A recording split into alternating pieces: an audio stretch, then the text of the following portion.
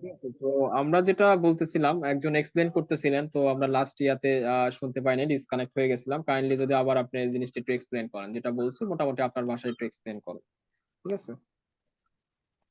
Sir এখানে sir এখানেও sir আলোই আসতেছে, যেখানে এক্স রে এর যে আলোটা আর কি আমরা ধরতে পারি আর কি এখানে।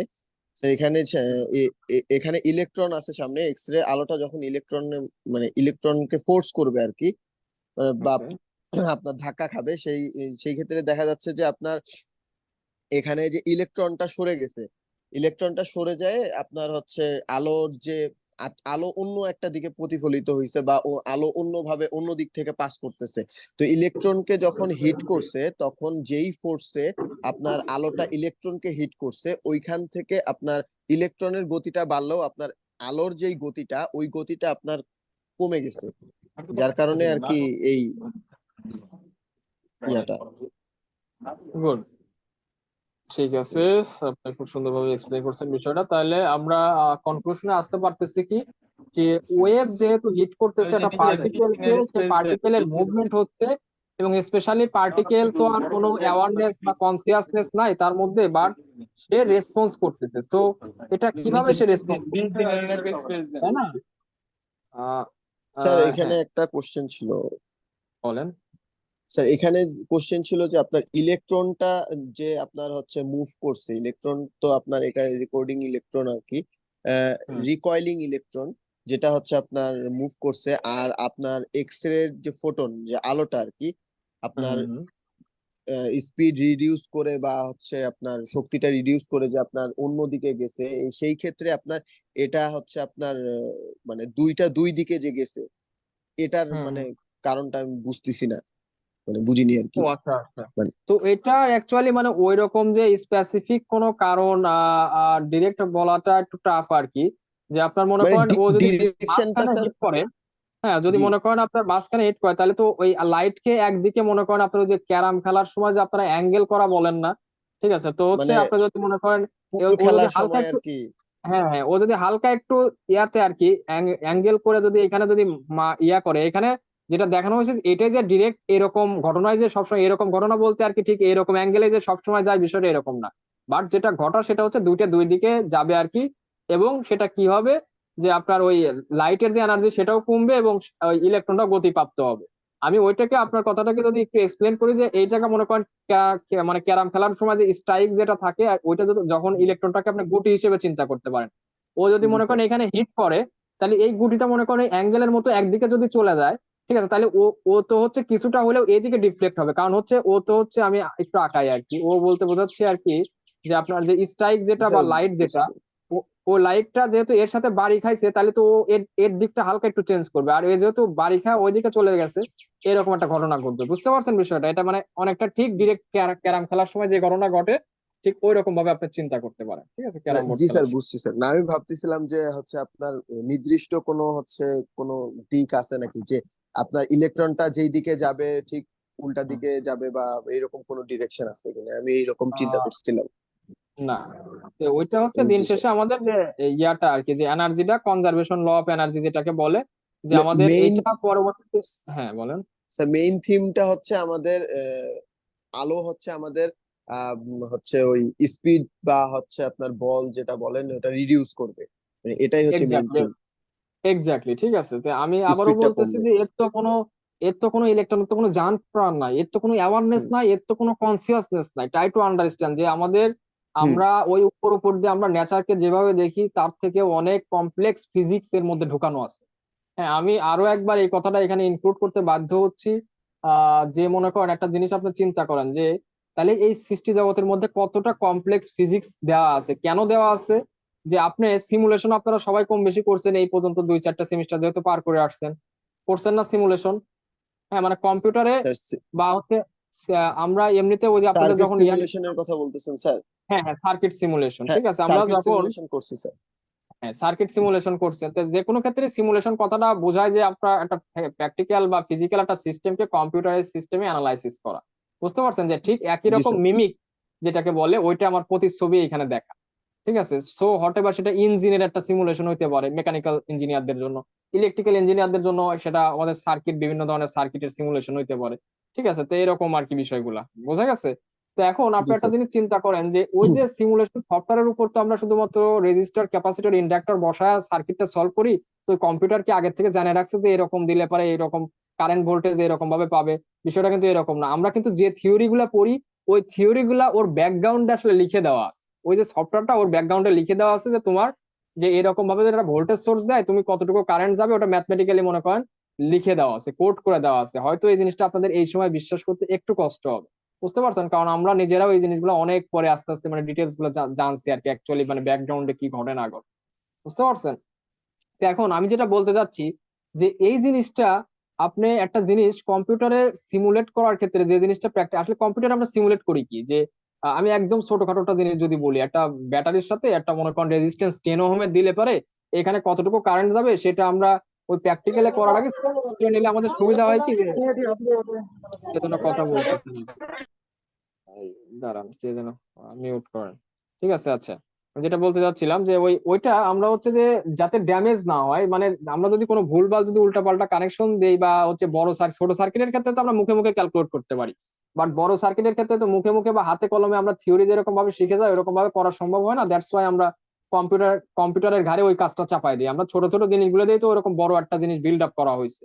হ্যাঁ, দিন শেষে ছোট ছোট আপনার সার্কিট গুলো অ্যানালাইসিস করে তো যে একটা সার্কিটে মনে করেন মেশ অ্যানালাইসিস যখন করছেন তো এরকম 100টা মেশ আছে, তো একটা মেশের যে সিস্টেমটা যেটা লেখার ওই 100টা মেশের জন্য কিন্তু একই রকম ইকুয়েশনই আমাদের কেভিএল ইকুয়েশনই কিন্তু লিখতে হয়, তাই না? তো বাদ বাকি মনে করেন আমাদের যে ইকুয়েশন যেটা ঠিক আছে, তো ওইটা আর কি আমাদের সলভ করে কি আমরা কম্পিউটার ঘরে বড় জিনিসটা চাপাই দিই, তো 100টা ইকুয়েশন এবং 100টা যদি আমাদের ভেরিয়েবল হইলে পারে 100টা ইকুয়েশন লাগে, সে সলভ করে বের করে নিয়ে আসতেছে। সো আমি যেটা বোঝাতে চাচ্ছি যে এই কাজটা করার জন্য কতটা কমপ্লেক্স কোড বা হচ্ছে ওরকম সফটওয়্যার গুলো, এটা কিন্তু বেশিরভাগ সফটওয়্যার গুলো বাইরে থেকে আসে। হোয়াট এভার আপনি পিস্পাইস ইউজ করেন বা হচ্ছে প্রোটিয়াস ইউজ করেন বা হাই লেভেলের কোনো IC design software Cadence use করেন, এগুলো সবই কিন্তু বাইরের ডিজাইন করা একটা সফটওয়্যার। ঠিক আছে, তো সেক্ষেত্রে যে বিষয়টা দাঁড়াচ্ছে আর কি যে আপনি ওই জিনিসটার ছোট্ট একটা সিমুলেশনের জন্য আপনাকে ব্যাকগ্রাউন্ডে কত কিছু কোড লিখতে হচ্ছে। সো আপনি যখন নর্মালি ওই ন্যাচারালি ওই সার্কিটটাকে আপনি সেট আপ দেওয়ার সাথে সাথেই কিন্তু ওই জিনিসটা ঘটে যাচ্ছে, যা ঘটার যতটুকু কারেন্ট যাওয়া ততটুকু কারেন্টই যাচ্ছে, এবং আমরা তো ওইটাই দেখতে চাই যে আসলে ওই সার্কিটটা ফিজিক্যালি সেট আপ করার আগে ওই সার্কিটটাতে আসলে কতটুকু কারেন্ট যাবে, কতটুকু ভোল্টেজ কোথায় কি ড্রপ হবে না হবে, এ টু জেড। তো আমার এই কথাটা বলার উদ্দেশ্য হচ্ছে যে তাহলে নেচার অ্যাকচুয়ালি কেমনে জানলো যে এই জিনিসটা আসলে এইরকমই ঘটে, তার মানে এর মধ্যে একটা বিশাল একটা ফিজিক্স দেওয়া আছে। আই ডোন্ট নো এই কথাটা আপনারা রিলেট করতে পারতেছেন কিনা। হ্যাঁ, যে আমি যদি আরো একবার বলি যে আপনি একটা ইঞ্জিনের সিমুলেশন করবেন, যে ইঞ্জিনের মনে করেন পিস্টন গুলো ওঠানামা করে, তো এটার জন্য যে কম্পিউটারকে ব্যাকগ্রাউন্ডে কত কিছু বোঝাতে হয়েছে, যারা ওই ইঞ্জিনের সিমুলেশন সফটওয়্যারটা বানাইছে তারাই অ্যাকচুয়ালি মনে করেন জিনিসগুলো জানে আর কি। বা যারা ইলেকট্রিক্যাল ইঞ্জিনিয়ারিং যে সফটওয়্যার গুলো বানাইছে তারাই অ্যাকচুয়ালি জানে যে ছোট্ট একটা জিনিস আমাদেরকে সিমুলেট করার জন্য কত কিছু করতে হয়েছে। হ্যাঁ, আমি স্পেশাল একটা এক্সাম্পল এখানে দেব, যেটা অ্যাকচুয়ালি আপনাদের মানে গভীর চিন্তার একটা জায়গা আমি রেখে যাচ্ছি, যে সেটা হচ্ছে যে আমি যখন এর আগে একটা কোম্পানিতে আর কি সেমিকন্ডাক্টর ইন্ডাস্ট্রিতে যখন জব করতাম, আপনাদের এর আগে হয়তো বলছি নিউরাল সেমিকন্ডাক্টর নামে। তো তখন ওইখানে একটা সার্কিট আর কি পিএলএল নামে একটা সার্কিট, হয়তো আপনারা কখনো নাম শুনছেন কিনা জানি না, নাম শুনতেও পারেন। হ্যাঁ, বা ওটা নিয়ে পড়াশোনা করেও থাকতে পারেন। তো পিএলএল এরকম একটা সার্কিট যেটা হচ্ছে আমাদের কম্পিউটার বা হচ্ছে আমাদের স্মার্টফোনের যে কি বলবো আর কি যে আহ, যেটা ফ্রিকোয়েন্সি বলি বা ক্লক বলি আর কি, ঠিক আছে, ওটা জেনারেট করে আর কি, গিগাহার্জের যে ক্লক রেট গুলো আর কি আছে, গিগাহার্জের যে ক্লক আছে, তো ওইটা যে জেনারেট করে ওইটার ব্যাকগ্রাউন্ডে একটা পিএলএল কাজ করে আর কি। তো ওই পিএলএল এর জাস্ট কত ন্যানো সেকেন্ডের জন্য যেন সম্ভবত মানে 10 to 20 ন্যানো সেকেন্ড এইরকম সময়ে তার কি কাজ করবে এটা কম্পিউটারে অ্যানালাইসিস করার জন্য আমার ওই সময় সম্ভবত আর কি 10 থেকে 15 মিনিট সিমুলেশন রান দেওয়া লাগছিল। মানে ওইটা সে ক্যালকুলেট করে বের করবে। সিমুলেশনের উদ্দেশ্য তো তাই আর কি, যে আমরা ফিজিক্যালি যে ঘটনাটা ঘটবে ওইটা আমরা আগের থেকেই দেখতে চাই। মানে ইঞ্জিনিয়ারিং সেক্টর মানেই তাই, যে যে জিনিসটা আসলে আমরা করার পরে ঘটবে, মানে একটা বিল্ডিং আমি যদি আরো ইলেকট্রিক্যাল ইঞ্জিনিয়ার থেকে বের হয়ে আসি, যে একটা বিল্ডিং বানানোর পরে সে কলাপস করবে কি না করবে ওইটার আগের থেকে আমরা খাতা কলমে অ্যানালাইসিস করে নিয়ে আসা একজন সিভিল ইঞ্জিনিয়ার। ঠিক একইভাবে একজন ইলেকট্রিক্যাল ইঞ্জিনিয়ার একটা সার্কিট সেটা অ্যাকচুয়ালি কতটুকু কি পারফরমেন্স করবে বা কি চাচ্ছে না চাচ্ছে এটার আগের থেকে সেট আপ দেওয়ার আগে সে ডিজাইনটা করে নিয়ে আসে। মানে হাতে কলমে, মানে হাতে কলমে সেট আপ দেওয়ার আগে সে সার্কিট মনে করেন আপনার কম্পিউটারে সিমুলেশন করে। ঠিক একইভাবে একজন মেকানিক্যাল ইঞ্জিনিয়ার ওই গিয়ার বক্স বলেন বা হচ্ছে আপনার ওই কি বলবো আর কি, যে একটা ইঞ্জিনের সিমুলেশন বা হচ্ছে একটা ফ্লুইড ডাইনামিক্স এর সিমুলেশন সেটা হচ্ছে সে ফ্লুইড ডাইনামিক্সটা ওই কি ঘটবে সেটা রিয়েল ওয়ার্ল্ডে, বা হচ্ছে মনে করেন ইঞ্জিনটা কিভাবে কি হবে না হবে, বা একটা হিটের তার হচ্ছে মনে করেন তাপমাত্রা স্পেস এবং টাইমে কিভাবে মনে করেন প্রোপাগেট করবে, এটা সে আগে থেকে কম্পিউটারাইজড, যে তার যে নলেজ যেটা সে আগে প্রকৃতিকে দেখছে যে আসলে কিভাবে প্রকৃতিতে এই জিনিসগুলো ঘটনা ঘটে, নেচারে কিভাবে ঘটে, ওই জিনিসটার কিছু ম্যাথমেটিক্যাল ইকুয়েশন দেওয়ার মাধ্যমে প্রত্যেকটা ইঞ্জিনিয়ারিং ব্রাঞ্চ আসলে ফিল্ড আসলে দাঁড়ায় গেছে। ঠিক আছে, আমি যদিও একটু বাইরে ওইদিকে চলে যাচ্ছিলাম, বাট এটা আসলে বাইরের কোনো জিনিস না, রিলেট করার বিষয়, যেটা হচ্ছে আপনাদের মানে কি বলবো আর কি, যে আহ ডিপ চিন্তা ভাবনা করার একটা জায়গা তৈরি করবে, স্পেস তৈরি করবে। তখন আমি যদি কনক্লুশনের দিকে আসি, যে যেটা বলতেছিলাম যে একটা সার্কিট সে ন্যানো সেকেন্ডে, বুঝেন কিন্তু ন্যানো সেকেন্ড কিন্তু 1 সেকেন্ডের 100 কোটি ভাগের 1 ভাগ, তো এরকম 10 ন্যানো সেকেন্ড বা 15 ন্যানো সেকেন্ডে সে কিরকম বিহেভ করবে, ওইটা একটা পিএলএল সার্কিটের জন্য। তো সেই জিনিসটা আমি কম্পিউটারে যখন আমি আমার ওই ইন্ডাস্ট্রিতে থাকা অবস্থায় করছিলাম, সেটার জন্য 10 থেকে 15 মিনিট কম্পিউটারকে সেটা অ্যানালাইসিস করতে হয়েছে, মানে কম্পিউটারে কাজ দেওয়ার পরে ও ওইটা প্রসেস করে আমাকে বলছে যে এরকম এরকম তুমি ভোল্টেজ, এরকম এরকম জিনিসগুলো তুমি পাবা আর কি, এরকম স্টেডি স্টেটে যাবে আর কি। ঠিক আছে, মানে সিমুলেশনের, যেটা আমাদের মেইনলি ইলেকট্রিক্যাল ইঞ্জিনিয়ারিং এর সিমুলেশন করি কারেন্ট ভোল্টেজ এগুলো দেখার জন্য আর কি। তো আমার কথা হচ্ছে আপনি ট্রাই টু আন্ডারস্ট্যান্ড যে আপনি সার্কিটটা ভুল হোক ঠিক হোক, আপনি সেট আপ দেওয়ার সাথে সাথে ন্যাচারালি ওই 10 থেকে 15 ন্যানো সেকেন্ডে যা যা করার কথা সেটা ঘটে যাবে, আপনি ঠেকাতে পারবেন না, তার নেচার আপনার হয়ে যাবে, আপনি মানে আপনি ঠেকাতেই পারবেন না। আমার কথাটা বুঝতে পারছেন, মানে ঠেকাতে পারবেন না এটা বলার থেকে বেটার যে ও ওর মতো যেটা পারফর্ম হওয়া উচিত ছিল সেটাও করে ফেলবে।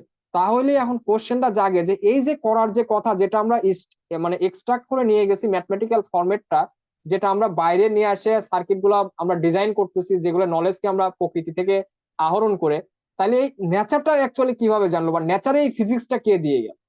আমার কথাটা বুঝতে পারছেন? তার মানে কমপ্লেক্স একটা ফিজিক্স এই নেচারের মধ্যে ইস্টাবলিশ আছে, দ্যাটস ওয়াই আপনার প্রত্যেকটা জিনিস ওইরকম ভাবে ঘটতেছে।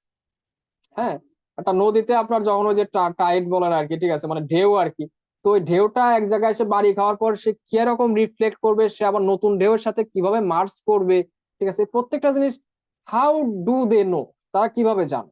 তার মানে ওই ফিজিক্সটা ওর মধ্যে দেওয়া আছে। ঠিক ওই একই ফিজিক্সটা আপনি মনে করেন ওই একটা নদীর যে পানিটা কিভাবে ঢেউ খেলতেছে, ওই ফিজিক্সটা যখন আপনি কম্পিউটারে সিমুলেট করতে নেবেন, আপনি যদি একটু সার্চ দিয়ে দেখেন ইন্টারনেটে, এর জন্য কয়েক লক্ষ লাইনের ব্যাকগ্রাউন্ডে কোড, মানে আমরা তো এখন বাইরের সফটওয়্যারের উপর ডিরেক্ট কাজ করি, ঠিক আছে, আমরা এত কিছু দেখারও চিন্তা করি না, বাট এর যে ব্যাকগ্রাউন্ড যে সফটওয়্যার গুলো লেখা লক্ষ লক্ষ লাইনের এখানে প্রোগ্রামিং এর মধ্যে মনে করেন দেওয়া আছে। সো আমরা ওইগুলা অ্যাকচুয়ালি প্রকৃতিকে অনেক বছর যাবত এগুলাকে স্টাডি করার পর এই জিনিসগুলো আমরা এক্সট্রাক্ট করে সেখানে কিছু ম্যাথমেটিক্যাল জিনিস আমরা দেখে আমাদের কাজ করার জন্য আর কি ওইখান থেকে এক্সট্রাক্ট করে নিয়ে আসছি।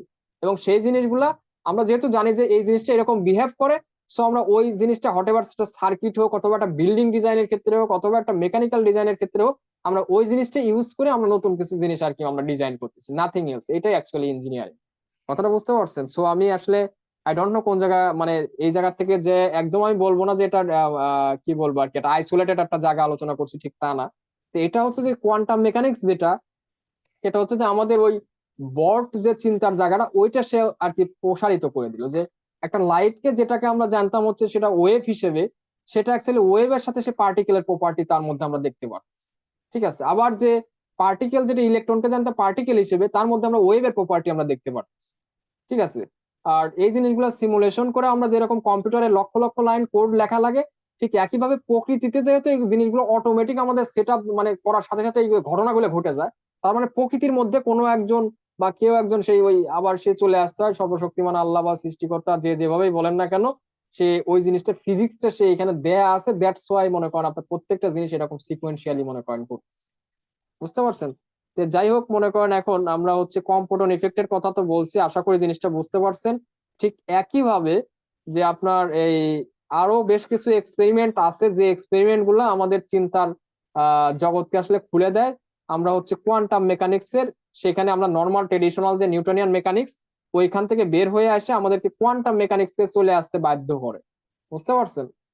তো এই কোয়ান্টাম মেকানিক্সটা এখন এতক্ষণে আপনারা বলতে পারেন, আমি আরেকটা কথা বলছিলাম ব্ল্যাক বডি রেডিয়েশন, তো এই জিনিসটা আমি বলবো আপনারা এই জিনিসটা একটু পড়েন। ঠিক একইভাবে আগের যে তিনটে ফিনোমিনা যে এরকম আর কি ট্রেডিশনাল আমাদের চিন্তা ভাবনাকে চেঞ্জ করে দিছে, ঠিক একইভাবে ব্ল্যাক বডি রেডিয়েশন দাও আমাদের ট্রেডিশনাল চিন্তা ভাবনাকে চেঞ্জ করে দিয়ে আমাদের নতুন একটা জায়গায় আমাদের এতগুলা তত্ত্বকে একসাথে যখন আমরা চিন্তা করলাম, তখন আমরা লাইটকে শুধু লাইট বলতে বা ওয়েভ বলতে পারলাম না, তখন তাকে আমরা পার্টিকেল বলতে বাধ্য হলাম। এবং পার্টিকেলকে শুধু আমরা পার্টিকেল এর বিহেভিয়ার বলতে পারলাম না এবং বলতে বাধ্য হলাম তার মধ্যে আমাদের ওয়েভের বিহেভিয়ার আছে। এবং এই দুটো জিনিসের কম্বাইনলি আমরা বলতে বাধ্য হইলাম যে প্রত্যেকটা জিনিসের মধ্যে ওয়েভ পার্টিকেল ডুয়ালিটি আছে। হ্যাঁ, এটা হচ্ছে যে সর্বোপরি কথা, যে প্রত্যেকটা জিনিসের ওয়েভ বিহেভিয়ার এবং পার্টিকেল বিহেভিয়ার দুইটা বিহেভিয়ার আছে।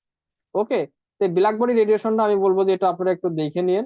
হ্যাঁ, তো এটাও ঠিক একই রকম। তো এখন কোশ্চেন আসতে পারে স্যার এত কিছুর পরে, হ্যাঁ, এত কিছুর পরে আমরা কোয়ান্টাম মেকানিক্স কেন আর কি, মানে কোয়ান্টাম মেকানিক্স নিয়ে এত মাথা ব্যথা কেন? হ্যাঁ, যে আমরা কোয়ান্টাম মেকানিক্স কেন আসতেছি বা কোয়ান্টাম মেকানিক্সটা আমাদের কোথায় লাগবে?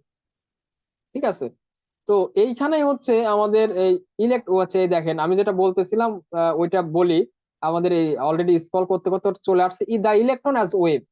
ঠিক আছে, ইলেকট্রনকে আমরা পার্টিকেল হিসেবে জানতাম না, এখন ঘটনা হচ্ছে যে ইলেকট্রনের মধ্যে ওয়েভ ওয়েভ বিহেভিয়ার আছে। সেটা এখানে ওই দি বগলির কথা একটু আগে বললাম না, দি বগলি রিলেশন বা দি বগলি ওয়েভ পার্টিকেল ডুয়ালিটি যেটাকে বলে, তো সেই কনসেপ্ট গুলো ওই যে আগে বলছিলাম না, যে এক্সপেরিমেন্টটা আমি আগেই বলছিলাম যে এখানে যদি ওই লাইটের পরিবর্তে আপনি ইলেকট্রন দিয়ে করেন, এক্সপেরিমেন্টটা করেন, এই যে ইলেকট্রন দিয়ে করেন এবং ডাবল স্লিট ওই সেম এক্সপেরিমেন্টটা করেন, ঠিক একইভাবে দেখবেন যে কিছু কিছু জায়গায় ইলেকট্রন হিট করছে, কিছু কিছু জায়গায় ইলেকট্রন হিট করে নাই। ঠিক এরকম একটা আপনারা দেখতে পারবেন আর কি, মানে রেসপন্স আর আপনারা পাবেন সেটা ওই ঠিক একই রকম মিমিক আর কি, যেটা লাইটে করতো সেটা আমাদের ইলেকট্রনে করতেছে। সো এটার বিহেভিয়ার আমরা বুঝতে পারতেছি। সো এইগুলা সবকিছুর কম্বিনেশনে আমরা বলতে বাধ্য হচ্ছে যে এইগুলার প্রত্যেকটারই ওয়েভ এবং পার্টিকেল ডুয়ালিটি বা দুইটা নেচার আছে। এই যে যে কথাটা বলতেছিলাম দেখেন এখানে সুন্দরভাবে লিখছে, wave particle duality of nature.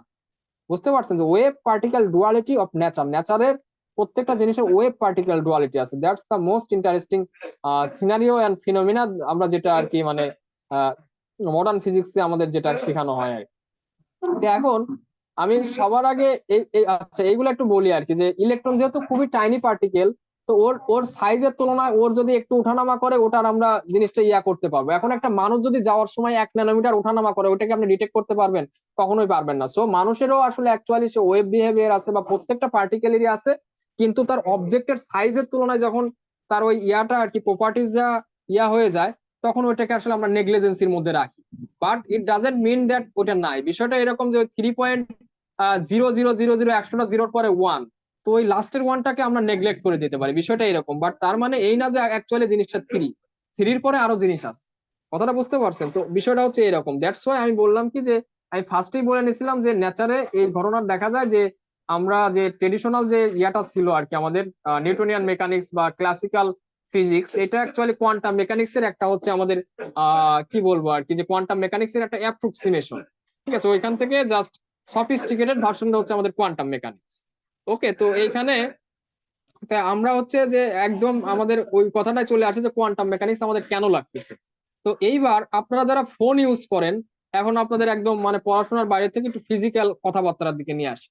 আপনারা ফোন যারা ইউজ করেন তারা ফোন কেনার সময় বেশ কিছু স্পেসিফিকেশন আপনারা দেখেন, যে র্যাম কতটুকু, তার প্রসেসর কোন ব্র্যান্ডের, সেটা কি স্ন্যাপড্রাগন প্রসেসর নাকি মিডিয়াটেকের প্রসেসর, হ্যাঁ এরকম আরো বেশ কিছু, এটা রেজুলেশন কি অবস্থা, ঠিক আছে, এটা ফ্রেম রেট কি অবস্থা, এটার ভিডিও রেকর্ডিং এটা মানে এইচডি কিনা, এরকম আরো অনেক কিছু ক্রাইটেরিয়া আপনারা দেখেন। কিন্তু আমি জানি না এই জিনিসটা আপনারা দেখেন কিনা, যে প্রসেস টেকনোলজি বা প্রসেস নোড বলে একটা জিনিস আছে, ওই জিনিসটা আপনারা কখনো খেয়াল করেন কিনা, যে এত ন্যানোমিটার টেকনোলজিতে এই প্রসেসরটা বানানো, এটা কি কখনো আপনারা খেয়াল করে দেখছেন? I want response. ঠিক আছে, আপনারা কি দেখছেন কেউ? স্যার এটা এটা যত কম হবে তত ভালো না, মানে ফোনের জন্য? হ্যাঁ, গুড গুড, এটা যত কম হবে তত ওই ফোনটা তো তত লো, ফোনটা তত তত ভালো আর ফাস্ট কি, হবে, তত এটাতে লো পাওয়ার কনজিউম ফাস্ট। করবে। ঠিক আছে, তত হ্যাঁ তত লেটেস্ট যত প্রসেসর সবগুলা দেখবেন যে আইফোন বলেন বা হচ্ছে অ্যাপলের যে প্রসেসর গুলো আছে, পয়েন্ট মানে ফাইভ অ্যাপলের না ল্যাপটপ, 0.6 এইরকম? হ্যাঁ বর্তমান সময় মনে হয় 2-3 ন্যানোমিটার টেকনোলজি চলতেছে। বুঝতে পারছেন? তো ওইটা অ্যাকচুয়ালি কি, ওটা হচ্ছে গেট লেন্থ। আপনারা যারা মসফেট সম্পর্কে পড়াশোনা করছেন বা জানেন, তারা জানেন যে মসফেটের আমি যদি আরো ইনডিরেক্টলি বলি, একটা সুইচ আপনারা মেকানিক্যাল সুইচ যেটা ক্লোজ এবং কানেক্ট এবং ডিসকানেক্ট করেন আর কি, সুইচ টিপলে কি হয় যে দুই দুই সাইডের কানেকশনটা আপনার ক্লোজ হয়ে যায়, তাই না? আর যদি আপনারা সুইচ আর করেন আর কি, অফ করে দেন, তখন আর কি যে দুই সাইডের কানেকশনের মধ্যে ডিসকানেক্ট হয়ে যায়, তাই না? মানে তারটা আর কি ডিসকানেক্ট হয়ে থাকে।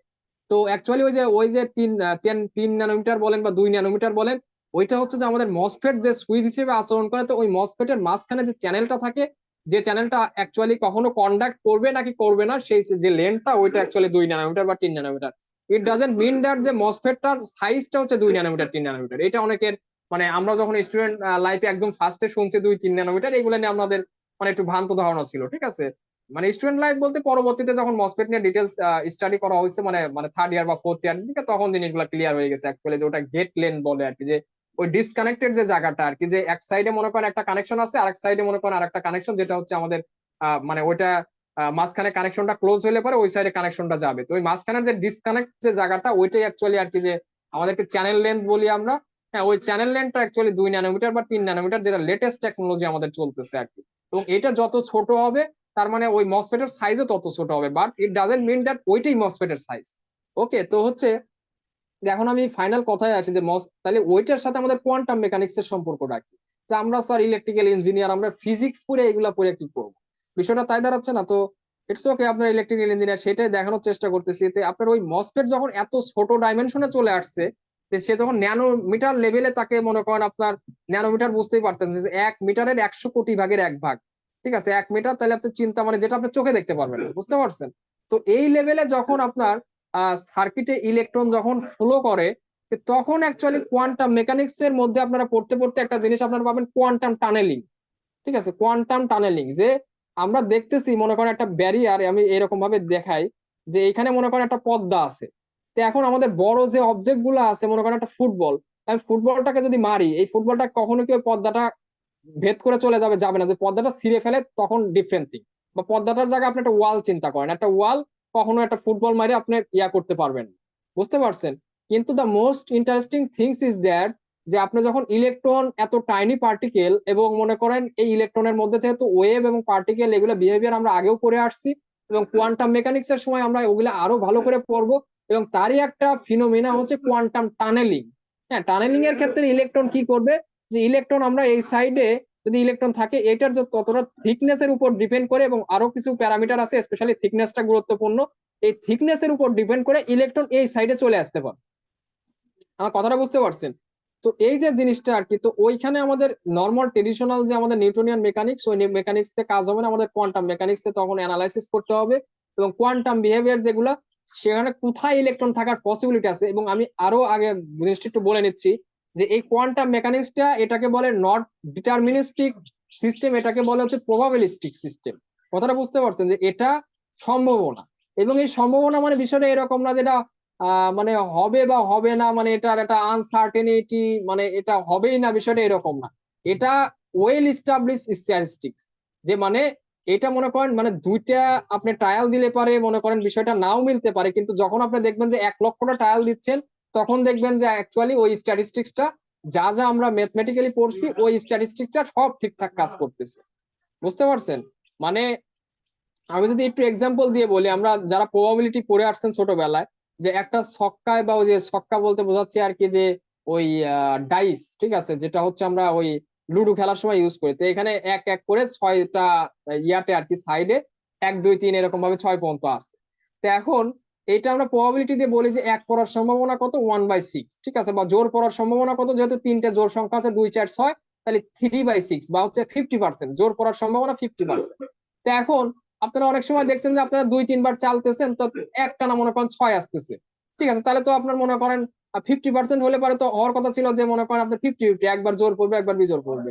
তো এই প্রবাবিলিটিটা তখনই সঠিক হবে, প্রবাবিলিটির সিস্টেমটা একটা লার্জ নাম্বার প্রবাবিলিটি বলে একটা কনসেপ্ট আছে, যে আপনি শর্ট অল্প সংখ্যক বার যদি ট্রায়াল দেন, তখন এই প্রবাবিলিটি আপনি ওইরকম ভাবে দেখতে পারবেন না। কিন্তু আপনি 1 লক্ষ বার যদি জিনিসটা করেন, তখন দেখবেন ঠিক একই, মানে জিনিসটা আপনি যে 45,000 বার বা 47,000 বার মনে করেন জোর আসতেছে, আর হচ্ছে মনে করেন টোটাল 53,000 বার মনে করেন আপনার বিজোর আসতেছে, এরকম তখন একটা মানে ইস্টাবলিশ তখন একটা প্রবাবিলিটি আপনি তখন দেখতে পারবেন।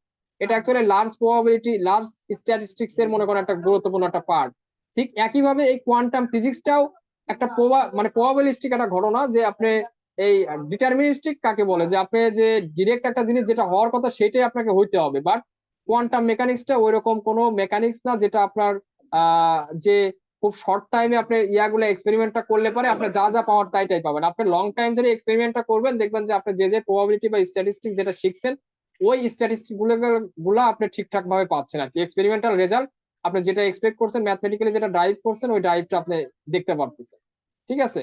তো এখন আমি আবারও চলে যাচ্ছি যে আমরা যখন ওই মসফেট দিয়ে যখন ট্রানজিস্টর দিয়ে আমরা প্রসেসর বানাই বা হচ্ছে ইলেকট্রিক্যাল সার্কিট বানাই, তো তখন আমরা যে মসফেটটা এতটাই ছোট হয়ে আসছে যে তখন আমাদের এই কোয়ান্টাম মেকানিক্স বা ছোট পার্টিকেলের যেহেতু এখন বিষয় আছে, তো এটা যেহেতু পেনিট্রেট করতে পারে, আমরা চাচ্ছি যে সুইচটা ডিসকানেক্ট থাক, আমরা চাচ্ছি যে মসফেটটা অফ থাক, আপনি চাচ্ছেন যে আপনার ফ্যানটা হচ্ছে অফ থাকতে। এখন এই ফ্যানটা যদি কোনো কারণে মনে করেন ওই সাইডের থেকে এই সাইডে ইলেকট্রন যদি পাস করা শুরু করে দেয়, তাহলে আপনার বিষয়টা কি, আপনার কি কন্ট্রোল থাকতেছে? আপনার হাতে কন্ট্রোল কিন্তু থাকতেছে না।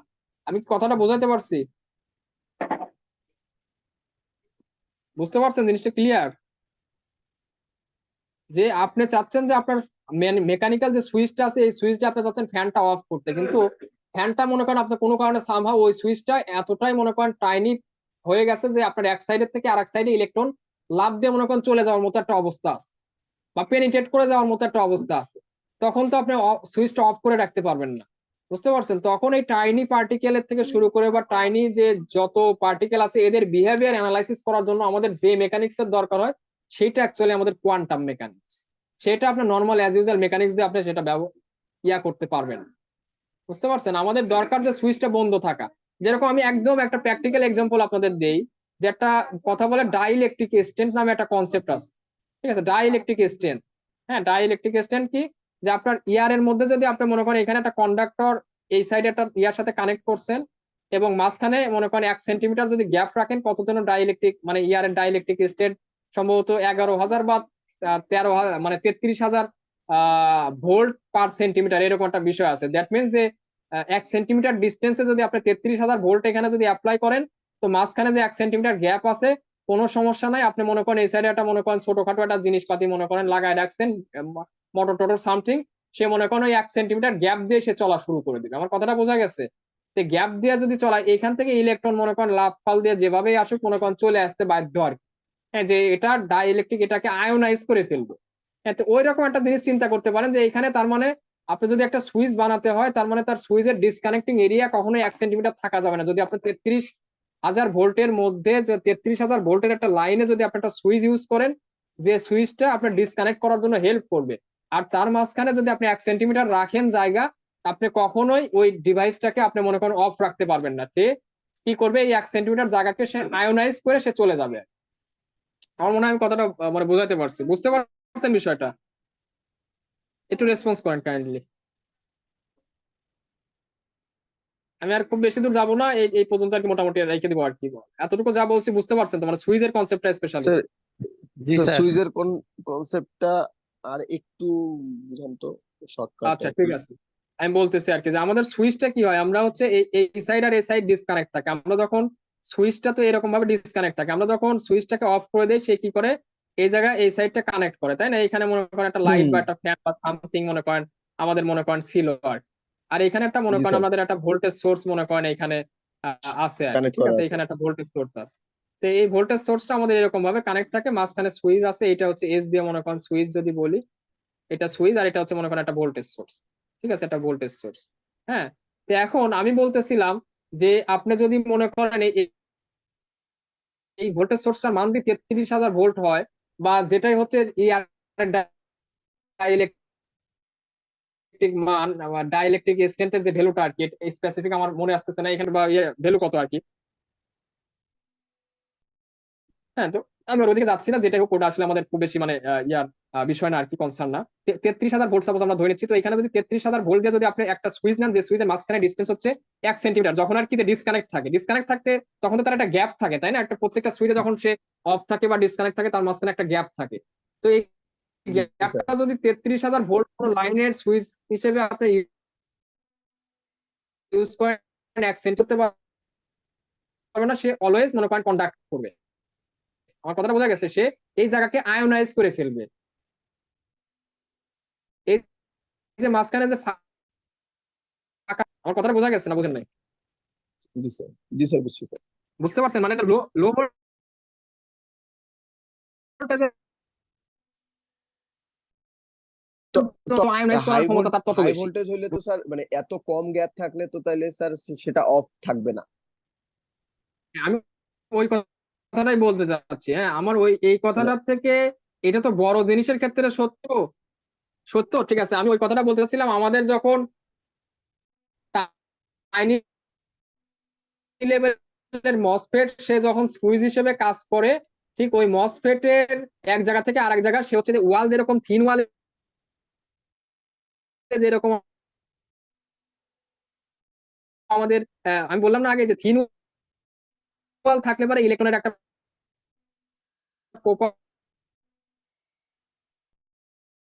প্রপার্টিস আছে, বা কোয়ান্টাম মেকানিক্স জি এর স্যার। কোয়ান্টাম টানেলিং বলে আমরা একটু পরে একটা জিনিস দেখবো, যে ওটা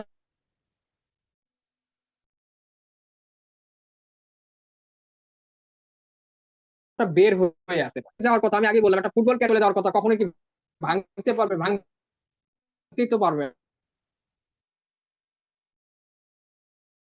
না।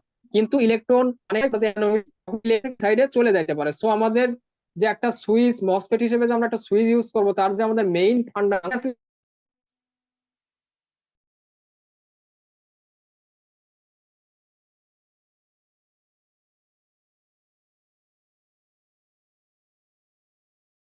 অফ হয়ে গেছে। রেকর্ডিং তাহলে কি স্যার করতেছে মনে হয় একটু, আর যদি আসে তাহলে স্যার আহ, রেকর্ডিং করছে, স্যার রেকর্ডিং করছে।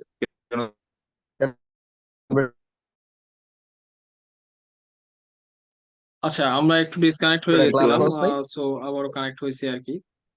তো যাই হোক আমরা যেটা বলতেছিলাম আর কি, ঠিক আছে। যে বিষয়টা বলতেছিলাম যে আমরা ওই সব জায়গায় অ্যাকচুয়ালি কোয়ান্টাম মেকানিক্সটা ইউজ করব। ঠিক আছে, তো এখন কোয়ান্টাম মেকানিক্সটা আশা করি জিনিসটা বোঝা গেছে যে আমরা কেন এটা অ্যাকচুয়ালি একটা ফিজিক্সের একটা ফিনোমিনা, আমরা কেন এই জিনিসটা পড়তেছি, বুঝতে পারছেন? তো এই হচ্ছে ঘটনা। আমি ল্যাপটপ দিয়ে এখন কথা বলতেছি, আগে ফোন দিয়ে কথা বলতেছিলাম। আমার কথাগুলো কি শোনা যাচ্ছে এখন? একটু কাইন্ডলি বলেন তো, কেউ একটু জানান তো, শুনতে পাচ্ছেন কথাগুলা? আমার কথা কি ক্লিয়ার? আমার কথা কি শোনা যাচ্ছে? একটু বলেন তো কেউ একজন। জি স্যার, বুঝিনি। স্যার আবার বলেন। ও আচ্ছা, আমার তুই হ্যালে থাক। মাইক, হ্যাঁ সরি, আমার মাইকটা অফ ছিল আর কি। তাহলে শোনা যাচ্ছে না? জি স্যার, এখন শোনা যাচ্ছে। আচ্ছা আচ্ছা ঠিক আছে। তো হচ্ছে আমি আর বাড়াবো না। তো হচ্ছে আমার মানে জাস্ট জিনিসটা বোঝানোর জন্য যে আসলে আমরা কোথায় কোয়ান্টাম মেকানিক্সটা ইউজ করবো, ওই জন্য জাস্ট এতটুকু বলা। তো আমরা নেক্সট ক্লাসে হয়তো আরো পড়বো, আজকে আর খুব একটা পড়বো না। হ্যাঁ, তো জাস্ট আমি একটা ওভারভিউ দিয়ে যাই। তো আমাদের ওই জায়গাটা দরকার হচ্ছে সোডিনজার ইকুয়েশন নামে, যেটা আমরা কোয়ান্টাম মেকানিক্স এর এখনো কিন্তু কিছুই আসেনি। আমরা জাস্ট বলছিলাম যে কোয়ান্টাম মেকানিক্স নামে নতুন একটা ফিল্ডে আমরা যাচ্ছি, বাট কি জিনিস না জিনিস এগুলো কিছুই বলে নেই। আর ঠিক ওই জিনিসটাকে ব্যাখ্যা করার জন্য একটা ইকুয়েশন আছে যেটার নাম হচ্ছে সোডিনজার ইকুয়েশন। সেটাও আমরা এখন পড়বো না, জাস্ট নামটা বলে দিয়ে গেলাম।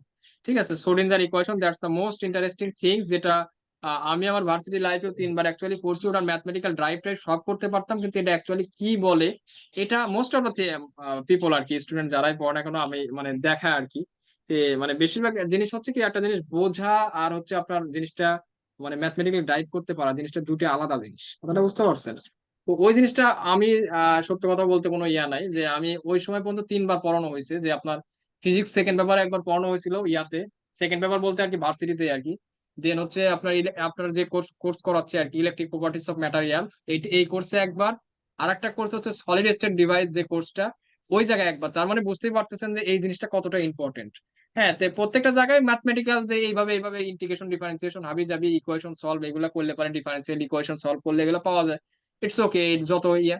বাট এটা অ্যাকচুয়ালি ফিজিক্যালি বা হচ্ছে আমার নেচারে এটা কি বোঝাচ্ছে, এটা আসলে ওইরকম ভাবে হয়তো অনেক সময় স্যারদের হয়তো বোঝানোর সময় থাকে না, বা সামথিং হয়তো আমরাই ওইরকম ভাবে মানে ডেডিকেশন দিয়ে বুঝি না, সামহাও মনে করো ওই সময় বুঝতে পারিনি। বাট আমি যখন এই যে এবার মাস্টার্স করতেছিলাম, হ্যাঁ, তো ওইটার একজন টিচার আর কি খুব ভালোভাবে আর কি জিনিসটা মানে ওনার সাবজেক্টই মানে ওইটা নিয়ে আর কি, মানে ফুল কোর্সটাই ওইটার উপর ছিল।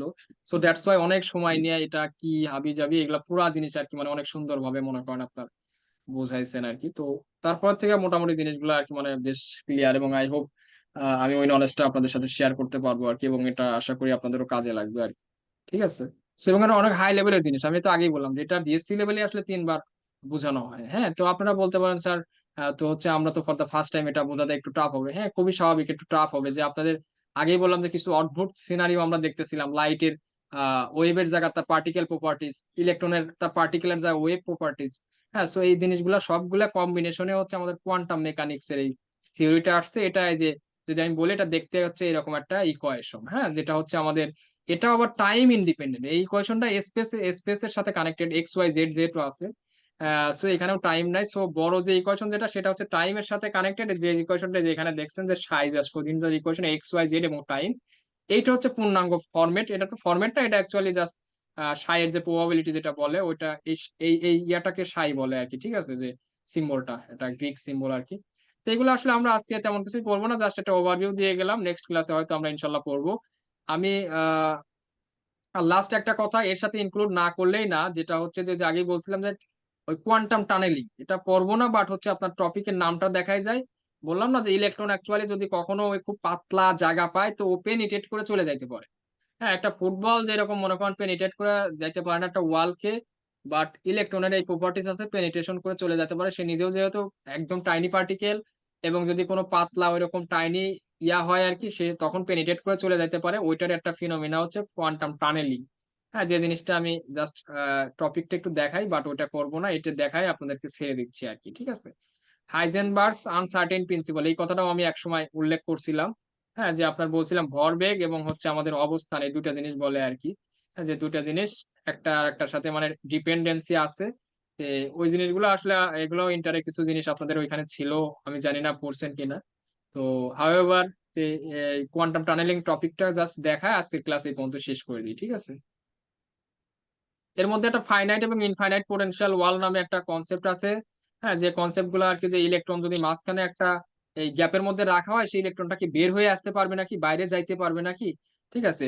তো ওই জিনিসগুলো আর কি, যে মনে করেন আপনি একটা কুয়া তো চেনেন আর কি, যে ওয়েল, ঠিক আছে, ওই কুয়ার মধ্যে যদি কোনো একটা বলকে বা হচ্ছে একটা মানুষকে ফেলে দেন, সে কি কুয়া ভেদ করে ডাইনে বামে যাইতে পারবে নাকি। তো ওই রকম একটা কনসেপ্ট আর কি, যেহেতু ইনফাইনাইট ফাইনাইট পোটেনশিয়াল ওয়েল, ঠিক আছে, আগের একটা কনসেপ্ট ছিল ইনফাইনাইট পোটেনশিয়াল ওয়েল।